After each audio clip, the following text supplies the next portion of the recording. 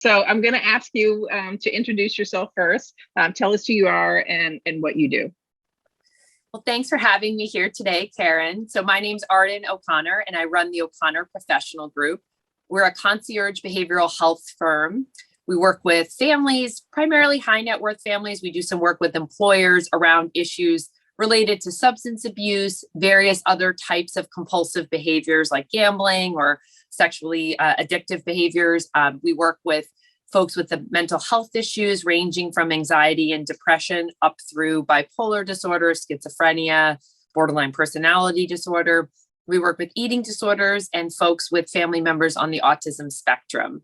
And we provide an array of consultative services as well as in-home coaching services for both families and individuals.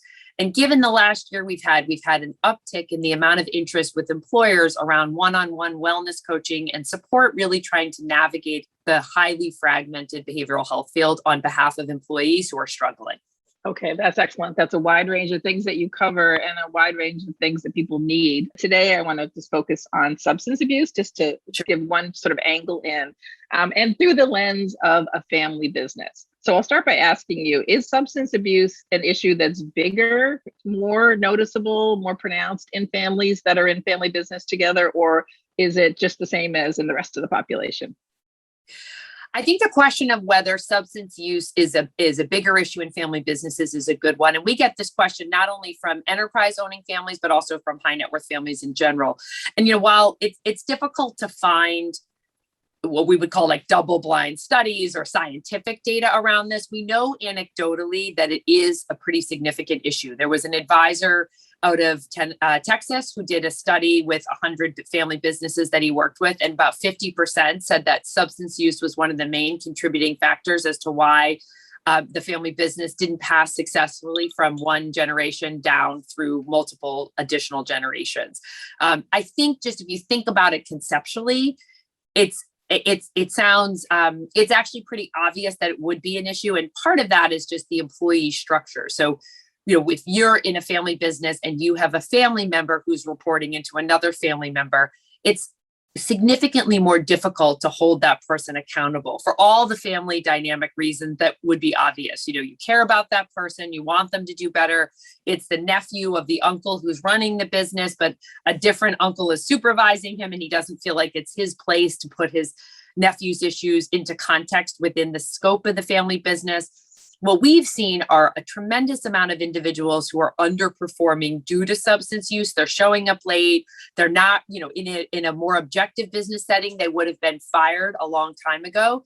But there's so much hope for that person. And again, best of intentions. Families are really looking to say their identity is somewhat intertwined with their position within this company, or their lifestyle from an economic standpoint is intertwined with their role at this company, that to then take that away from them, the concern is that they will get worse clinically, when in fact, the fact that they're sort of hidden from the natural consequences and not held accountable is allowing the substance abuse to fester and become worse over time.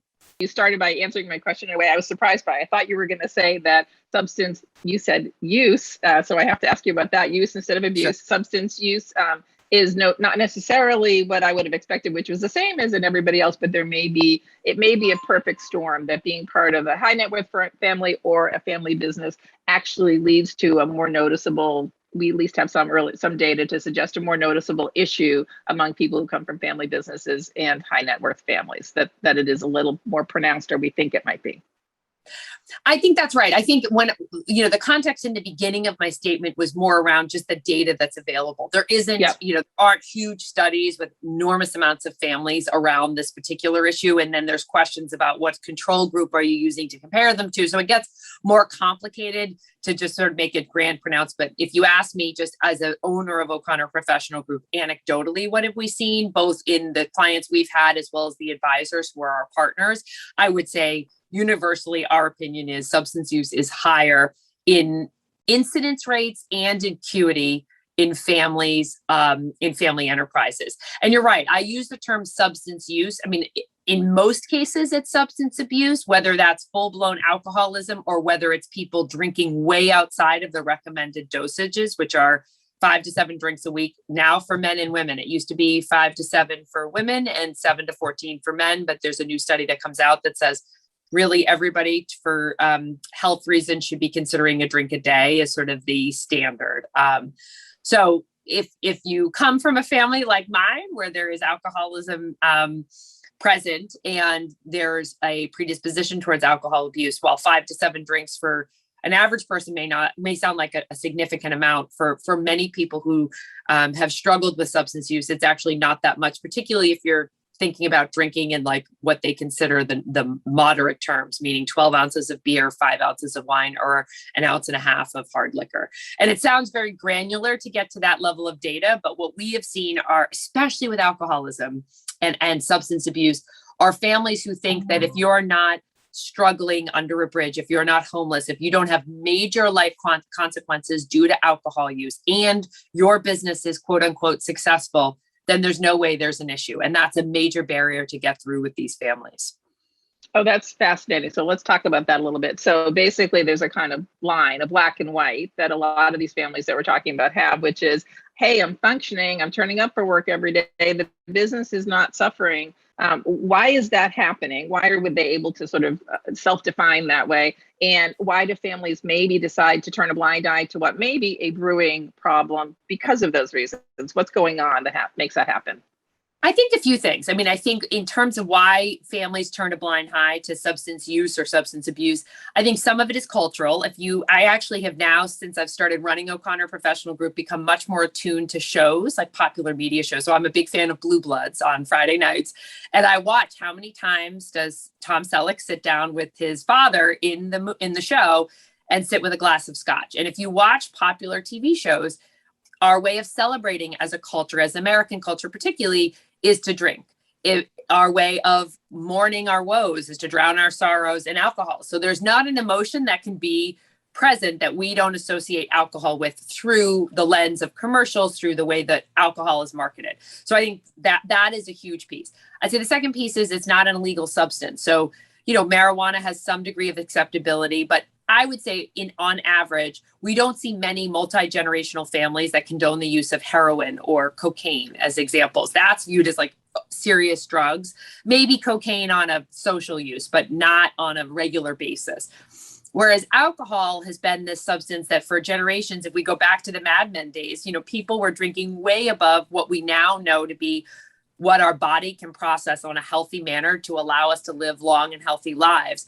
And so it was the norm. I think if we think about the baby boomer population, if you asked my parents about what normal alcohol use is, it was way higher than what I'm describing as the quantities earlier. So some of it's that.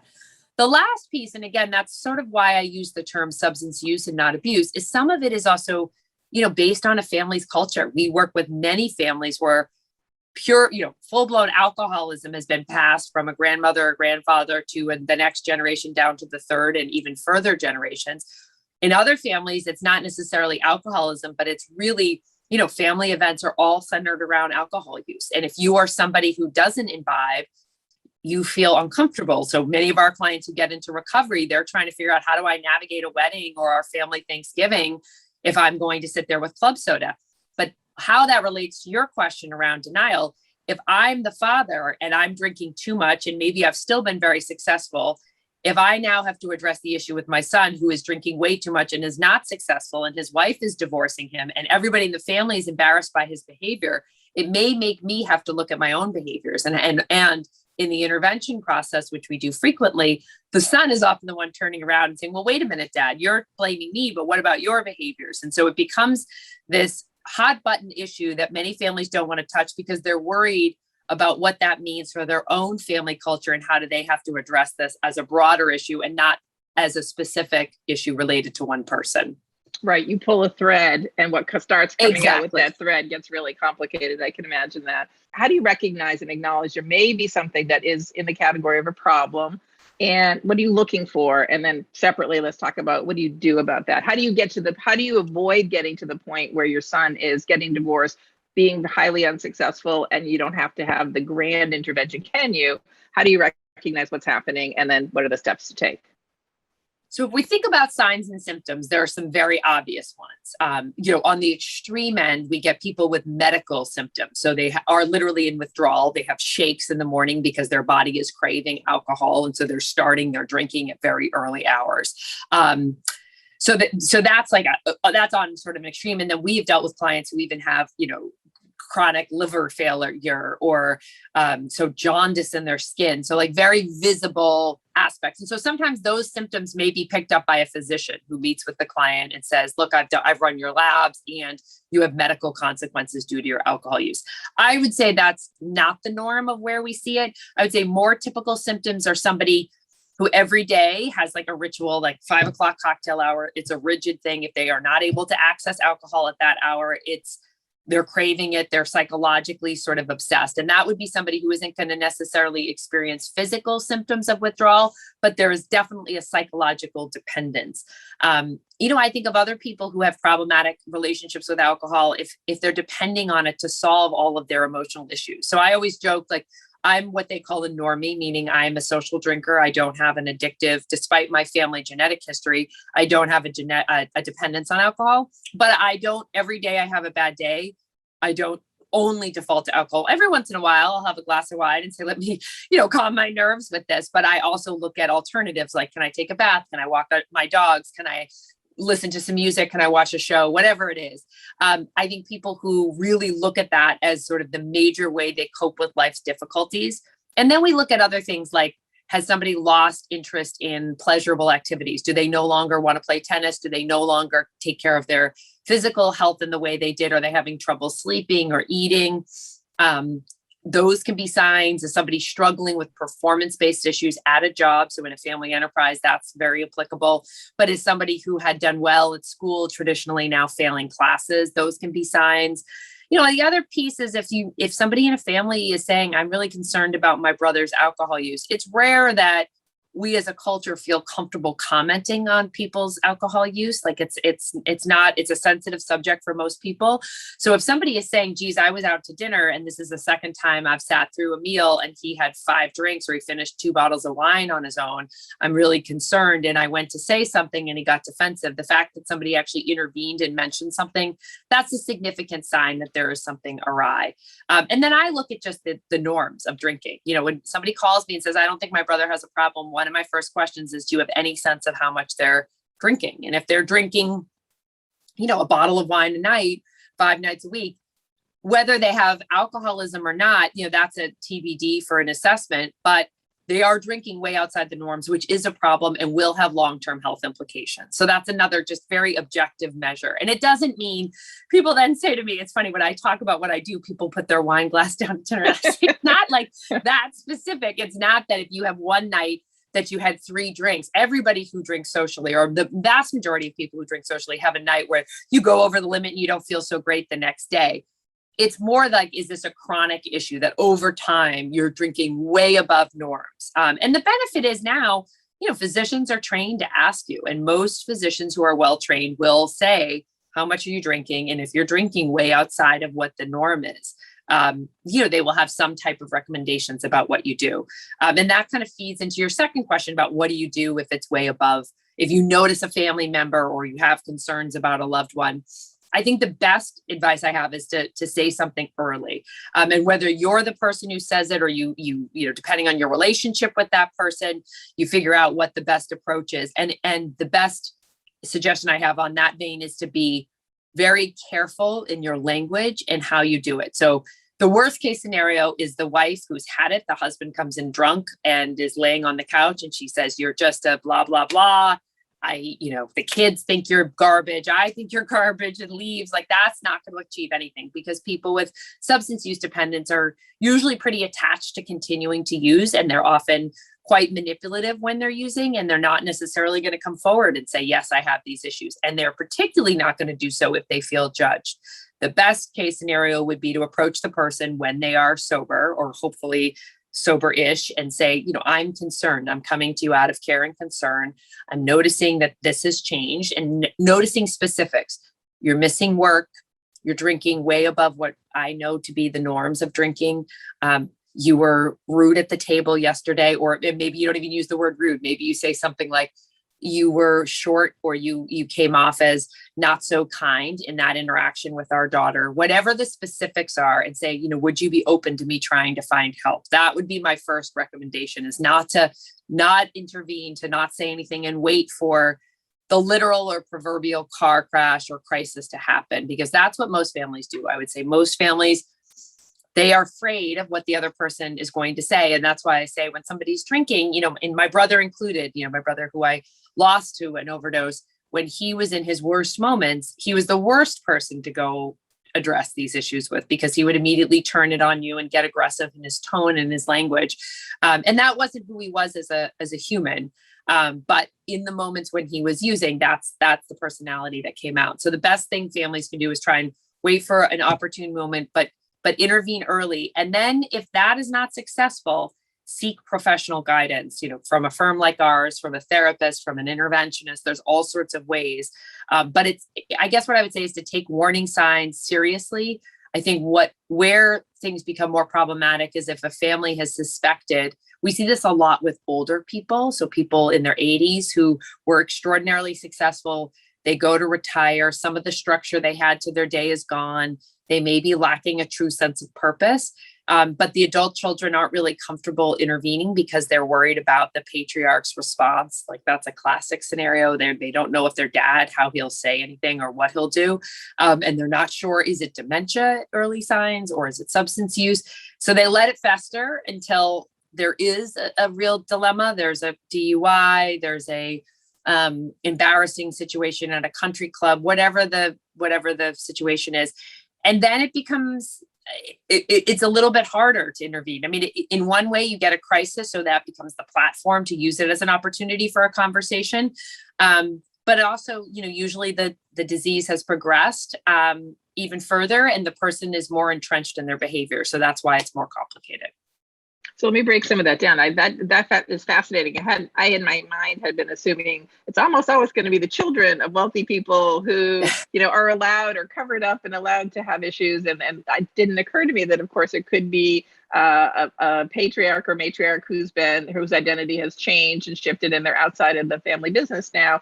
And the culture is to be respectful of those people, and so hard to confront that. So let's talk about some specifics. If I thought I had that going on in my family, and I've always been deferential to my parents, and is it my place, and who am I to say? It's old school. I think I would go through all these justifications in my mind on why maybe I was misreading the situation. First, how do I get myself to be clear-eyed? And the second, literally, what do I say? Like, how do I do that? How do I have that conversation with my dad or my mom? It's a very tough one. I will tell you, these are like my worst nightmare cases when someone calls and says, my dad is totally financially independent. My mother is very happily married to him and has her head in the sand. There's no outside board of directors for our family enterprise. And he has an alcohol problem. Right. You want to be helpful. And look, I'm Pollyanna. I believe everybody can get better. I wouldn't run my company. So we're never going to say we can't help you. But I'm not going to lie. That is much worse than somebody saying to me, I've got a son with even a heroin issue, which is very serious, but he's financially dependent on me there's more leverage that's built into the scenario. So it is tough. I would say in general, I think if you are part of a sibling group trying to see, like, are there other people who share this opinion? What are their views, and getting a perspective? I would say, depending on your relationship with the other parent, if they're still married, depending on the relationship between the two of them, in some scenarios, we say, do not approach your mom. If your mom is going to go tell your dad that this is a concern, like, wait and let's come up with a strategy, because in many ways, tipping off your dad that this is a concern and having it kind of played through telephone tag isn't going to produce the outcome you want. But let's say we get to the point where we're saying, okay, Karen, you're going to go approach your dad. Again, it's reinforcing this message of love. Like, you have been such a provider for our family. I admire you. Whatever is going to ring authentic. You're not going to say things that are not true, obviously. But I am concerned, in some families, I am concerned about your long-term health outcomes. For some older people, like, what their doctor says is paramount. And that's going to be the thing that takes them seriously. In other families, I'm concerned because we had this incident, there was a moment of embarrassment, and I know you didn't project the image that you want to project, or that you're not living up to the legacy you've created in this community, however you phrase it. So figuring out what the angle is that is the most likely to get them to be receptive to the comment. A lot of times with people in that position, sometimes the situation is so extreme, we're going to recommend a surprise intervention where the person is whisked off to treatment. I would say more often than not, for the person who has all those factors that make it harder to intervene, we're going to give them some options. We're going to invite them into the meeting and say a group of us are if we get to the point of an intervention, we're going to invite them into the discussion. If you are approaching a parent separately, I would be recommending something like, well, we have a group that we've identified that can give you some options to discuss so that that person feels like they retain some control in the process. And in some situations, they will say, geez, I hadn't thought about it that way, or I had this recent fall and maybe you're right, I do need help. And they will be open to going into some kind of residential environment. Other times we'll customize something in the home and we'll find them providers that we think will be good matches to their personalities. But I think the main messages for the young person or the younger person intervening on behalf of a parent is, I care about you. I want to see you live the healthiest, most satisfying life. I want you to live as you've lived your whole life. I want you to continue the legacy you've built. And I want to be a support to you and help you find the resources you need. And that, I think those are like the main components. But I will tell you, if I had to guess, and we've never really studied this, but if I had to look at referrals that came to us and we had multiple conversations with family members, but that didn't actually convert into actual clients of us, this was probably a bigger bucket because, they tried one tactic or they became a client for a period of time, but the change that they had hoped would happen didn't. The only other strategy we have seen be effective is in big multi-generational families. Sometimes there's somebody who's sober in the family, sometimes whether it's by choice or because they had an issue. And sometimes having, in my family system, my father has certainly intervened with family members who we thought had problematic behavior. Sometimes that can be helpful because it's somebody who grew up, they know the norms of the family culture. And it's somebody who can say like, this is what I did. This is what I find helpful. And sometimes whether that's the only person who intervenes or the person who accompanies a child to go have that conversation, it can be helpful. But it's like anything that we do, it sort of depends on the dynamics of the family.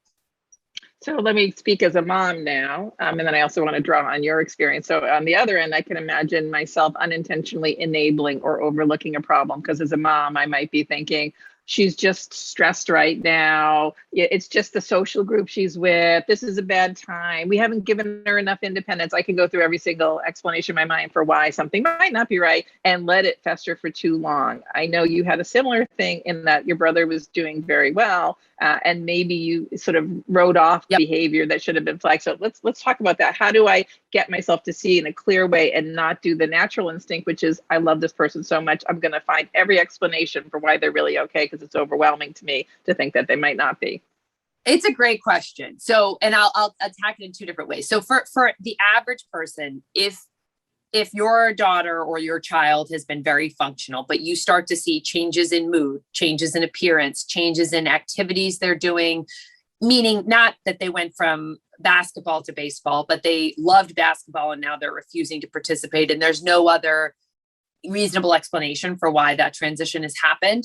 You're seeing folks who are having trouble sleeping, eating, all that kind of stuff. And it's happened over a period of time. That's the other thing we look at. Everybody can have a bad day, a bad couple of weeks. But if this has been 3, 4, 5 weeks, it's a sign that professional help is needed. And that doesn't necessarily mean full-scale intervention, get them on a bus, get them out.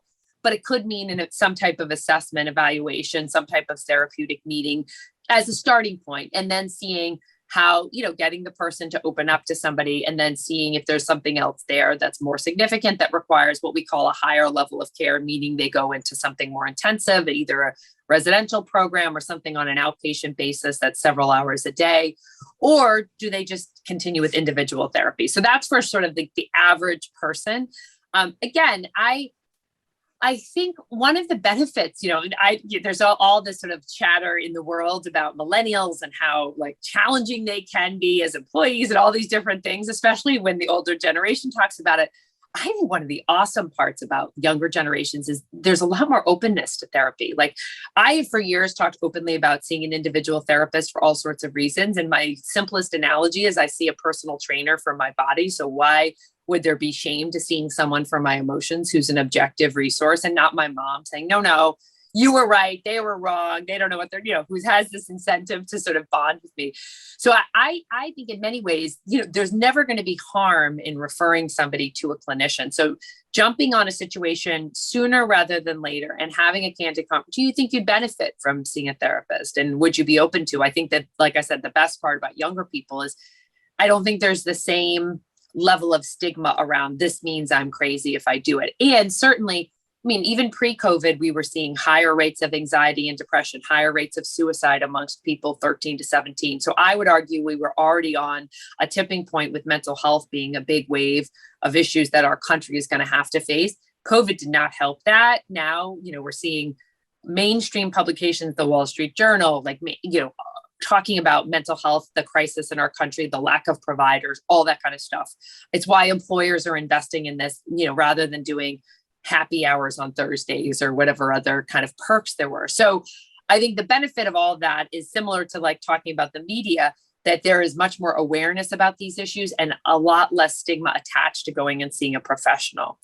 I would say in a situation similar to my family, where my brother had been, 4.5 years sober, we know the statistics are, if somebody's able to get to 5 years of sobriety, the chances for long-term recovery are, I think, over 80 or 90%. So, I think families similar to mine, and I'm a professional in this field, sort of, look at it and say, well, okay, he's sort of in the clear, check, he's done everything he needs to.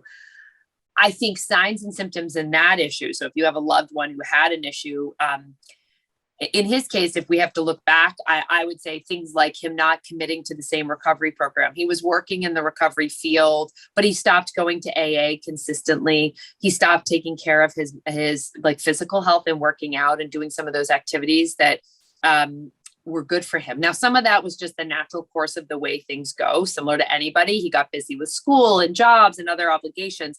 But for someone in recovery, if I take a lapse from working out and meditating for a couple of weeks, that may have a different implication on me because I didn't have an addictive disorder than someone who did. So I think that for us as a family is something we look back and said, geez, I wish we paid more attention to it. I think also just looking at reasonable levels of stress. Many of us we all come to this world with different levels of resilience and different levels of being able to tolerate stress.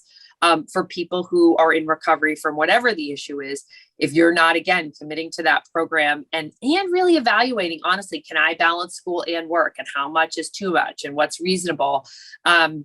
And having honest conversations with the people close to you, that can be a warning sign, as well as general. And this is where the tricky part comes in. We, for a couple of days before my brother's passing, saw some changes in behavior, like a little more moodiness, a little bit of dishonesty, waking up in the middle of the night and kind of, I wasn't witness to this, but his girlfriend was, who lived with him, him working on projects and sort of odd behaviors. Similar to you, it was, I'm really stressed. I thought I had to finish this project, and us sort of saying, well, he's 4.5 years in recovery. What are the chances that he's relapsed?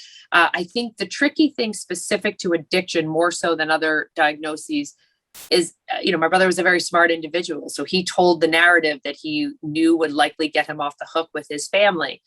We, even 2 days before he passed away, or the day before, I said to my father, I don't think he's using, I talked to him today, and this is his explanation. And that seemed reasonable. So there's no magic bullet, but I think if I had to go back and redo it, it would have been paying more attention to his mood and what he was committing to on a daily recovery basis, as opposed to just being so excited for him, which is natural as a family member, that he is pursuing an advanced degree and he had a job and he's doing all these great things in the world, instead of saying, okay, that's all great, but are you exercising? Are you meditating? Are you talking to your sponsor? Are you going to AA? Because these are the things that got you to the place that you're in.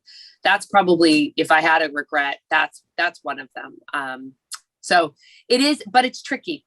There's no, I think the best thing I always say is, even up to the moment he passed away, we had very honest and loving conversations with him. And we said, even if the worst has happened, a day before he passed away, we had some question as to what was going on. We did a drug test. And we said, if you need help, we're here to provide it. We'll get you back into rehab. We love you. And the fact that was our conversation with him, rather than something judgmental. And look, I get it, why families do have more problematic conversations. But the fact that when he passed, it wasn't a message of if you screwed this up again, we're going to be, there was none of that. I live in a great deal of solace as a family member, that's what he heard, up to his last moment. So, long-winded answer to your question.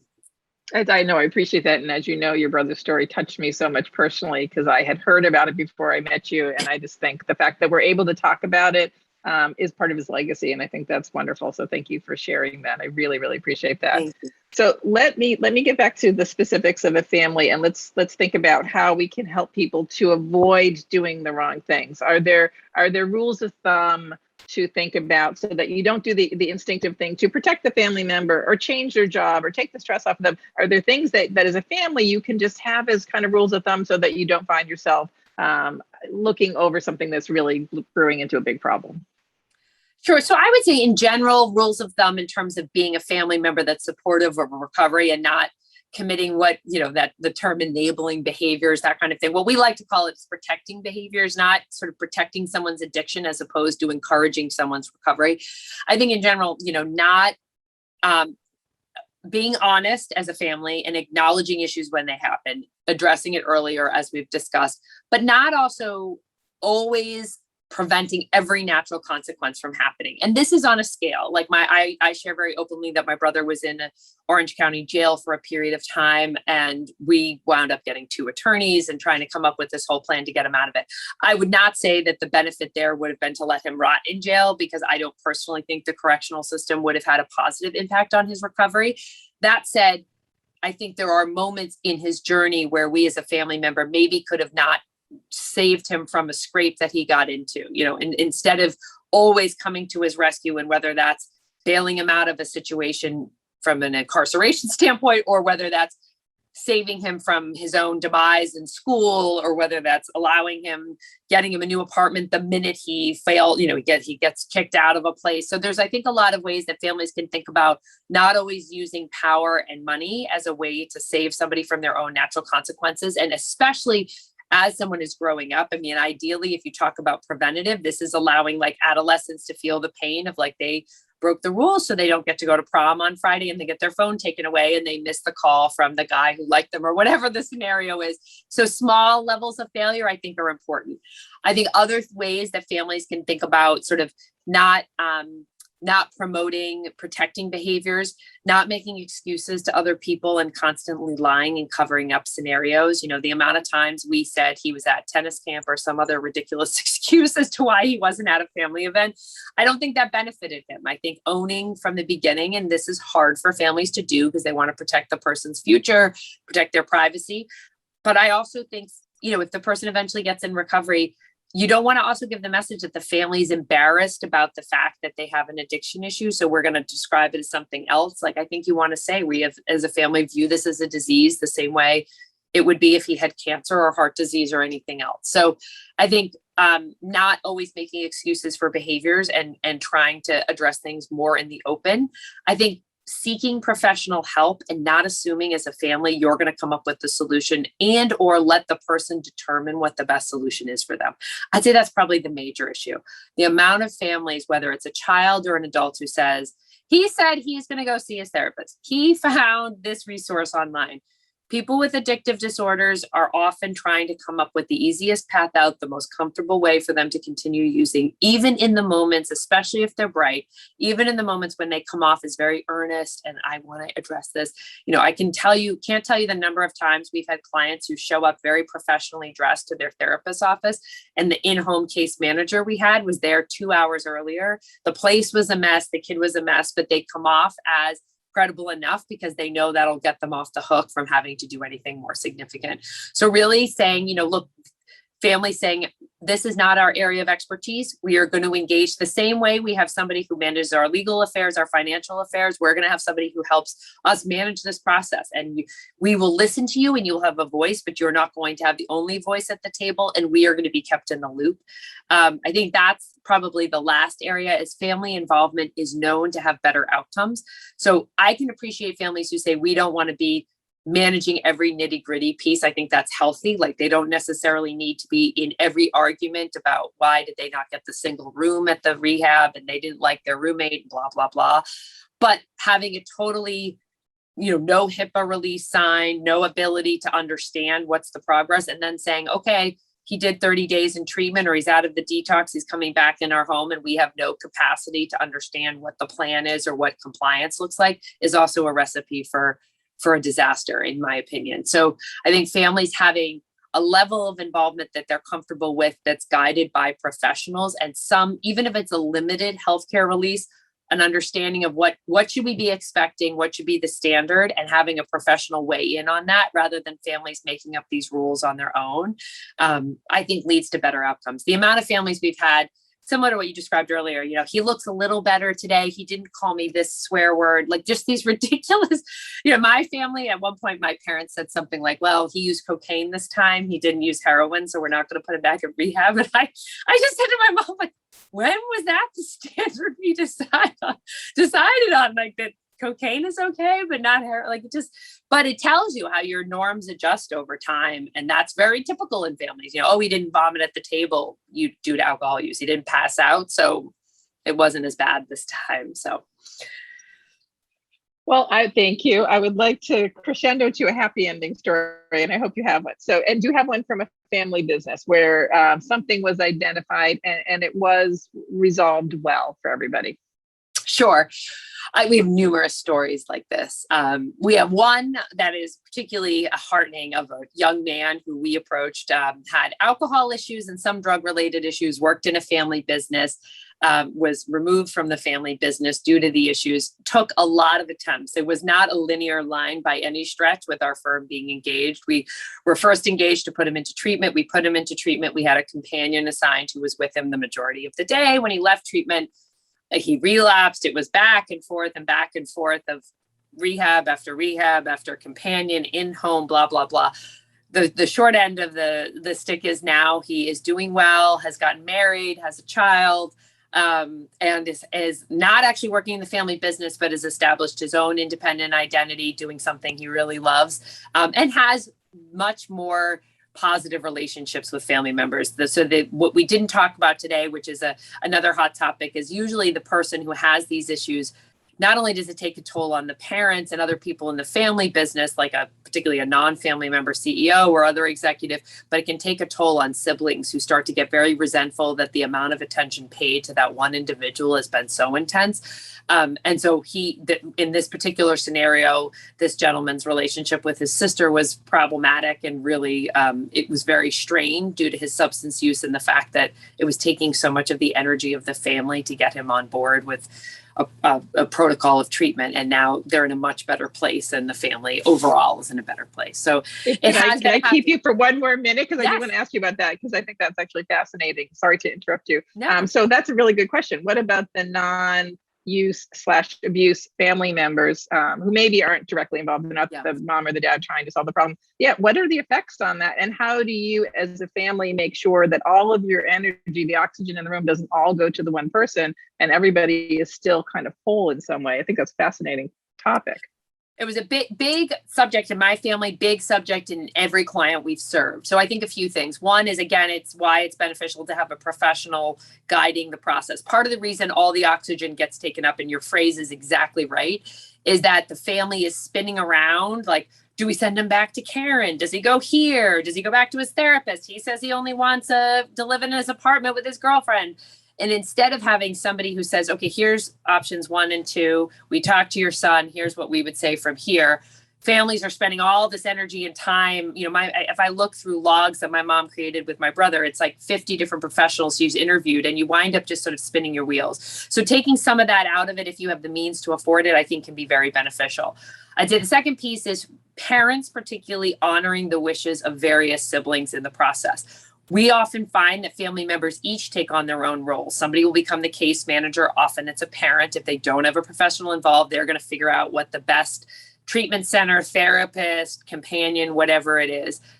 You'll have a protector, somebody who's going to put on their cape and they're going to go in. That was me, and try and save the person, and they're going to give them the tough love, or they're going to come in and beg them to get into help. You may have a sibling who says I want to divorce myself a little from the scenario. I'm not really interested at this point in getting back into this whirlwind of activity because either I don't have the emotional fortitude to be in that, it's too painful, or because I have my own family or, job requirements, or because I'm mad that this is the 10th conversation we've had about this. And I think the mistake family members do, particularly parents, is they want everybody all hands on deck. And I don't think that's realistic, nor is it beneficial. In an ideal scenario, the third step is everybody gets their own support. Everybody sees a therapist or some type of coach or somebody that they can talk to that is outside of the family system that can help them address their own issues related to that.